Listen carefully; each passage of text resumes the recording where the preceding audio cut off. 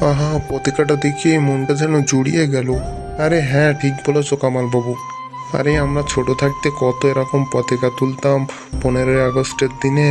সেসব কথা মনে পড়লে মনটা কেমন একটা উনচাল উনচাল করে। আরে ঠিক বলেছিস রে, একবার 15ই আগস্টের দিনে তোর আমার মারপিট হয়েছিল জানিস? আরে হ্যাঁ, জানবো না কেন।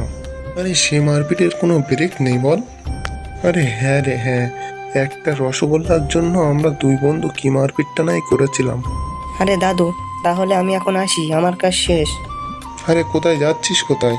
বুঝলে না দাদু, আজকে স্বাধীনতার দিনে একটু গার্লফ্রেন্ডের সাথে দেখা করব, আমার কলিজার টুকরা। ও, সে তুই করবি, তাই একটু দাঁড়া। আর একটু পতাকাটা দেখি, মনটা যেন জুড়িয়ে যাচ্ছে। তুমি সারাদিন ধরেই দেখো না, কে বারণ করেছে? দেখি আমার আবার গার্লফ্রেন্ডের সাথে দেখা না করলে গার্লফ্রেন্ড রাগ করবে না?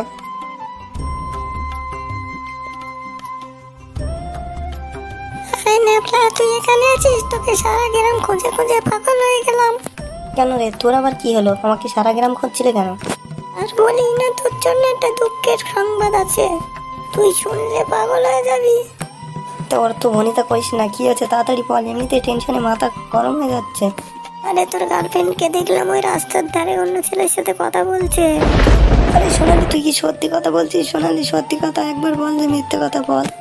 আরে না রে, মিথ্যে কথা না, সত্যি কথাই বলছি তোকে আমি। আরে কোন রাস্তার ধারে? তো দু মাথার মোড়ে। আরে এভাবে আমাকে ঠকাতে পারলো ও?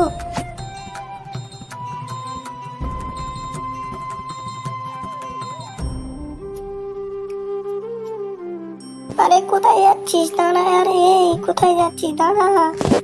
আরে ছেলেটা না গার্লফ্রেন্ডটাকে খুবই ভালোবাসতে, এই এক্ষুনি তো গার্লফ্রেন্ডের কথা বলছিল। ও ছেলে এবারে পাগল হয়ে যাবে। দেখা যাক, এত আনন্দের দিনে ছেলেটা এত দুঃখ পেল, কি করবি বল।